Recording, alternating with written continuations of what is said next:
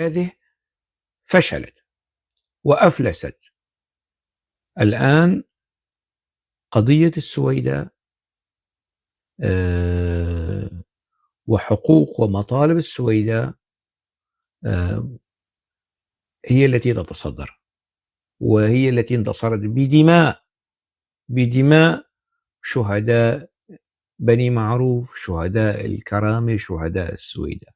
الموضوع لم يأتي هكذا، يعني فجأة استيقظ الجولاني واعترف بأخطائه وبمجازره وبفاشيته الطائفية الدينية المقيتة ضد الدروز، واعترف بفشل سياسة فرق تسد مع الدروز. هذا الفشل الذريع المريع والقبيح والقميء، فشل الجولاني في التعامل مع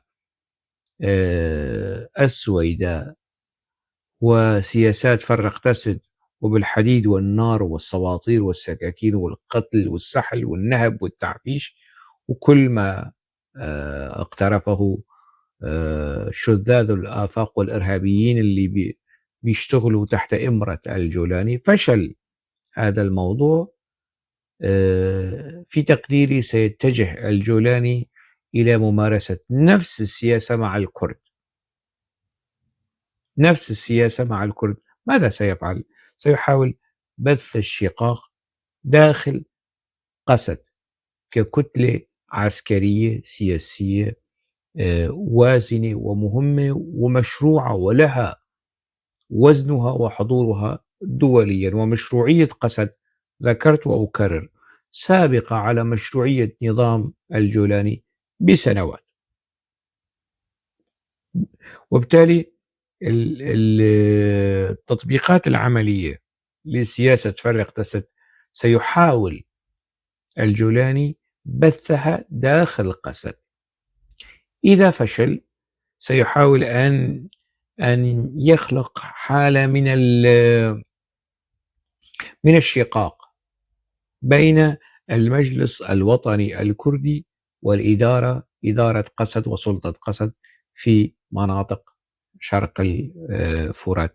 إذا فشل في هذه المهمة أيضا، مراحل يعني مستويات فرق تسد، سيحاول التغلغل داخل المجلس الوطني الكردي ويعني استمالة بعض القيادات. ربما مثلا، ربما يعني أقول ربما، لست متأكد، يعني مثلا عبد الحكيم بشار وارد، إبراهيم برو وارد، من اشتغلوا مع الائتلاف، من عملوا مع الائتلاف وكان لديهم تواصل مع شخصيات وازنة الآن موجودة ومحسوبة على الجولاني وضمن سلطة الجولاني. هذا وارد.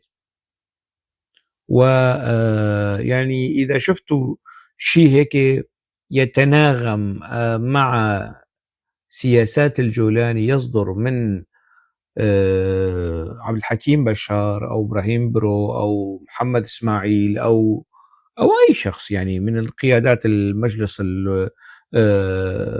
سليمان أوسو، قيادات فؤاد عليكو، قيادات المعروفة الكردية في الحركة الكردية محسوبة على المجلس الوطني الكردي، اعلموا أنه هنالك شيء غير طبيعي، أو لنقل الأمر بطريقة أخرى، أنه هذه الاستمالة هي من أعراض سياسة فرق تسد. وقد حققت هذه السياسة داخل المجلس الوطني الكردي خطواتها. طبعا أنا الآن أطرح احتمالات استباقية استشرافية، أقول في حال لاحظتم شيء من هذا القبيل مستقبلا، اعلموا تماما بأنه فيروس فرق تسد التابع للجولاني وصل، تسرب إلى جسد المجلس الوطني الكردي أو إلى قسد أو إلى يعني مستويات الخلاف. أولا بث الشقاق في قسد في حال الفشل، بث الشقاق ما بين قسد والمجلس الوطني الكردي في حال الفشل بث الشقاق في المجلس الوطني الكردي واستمالة بعض العناصر واستخدامها ضد الكرد وضد القسد وضد كل هذه التفاصيل. هذا وارد. والأذن الكردية أذن يعني طيبة وهشة، وسرعان ما يطربها الكلام المعسول يعني عن الكرد وحقوق الكرد والقصص هي كلياتها. أذن تتعامل بالنوايا الحسنة، لأنه الكرد أصحاب نية حسنة، ما بيعرفوا نية الجولاني ومستويات الخبث عند الجولاني. الجولاني باختصار دجال بعثي أسدي، حافظ أسدي، مش بس أسدي، حافظ أسدي كبير فيما يتعلق بسياسة فرق تسد.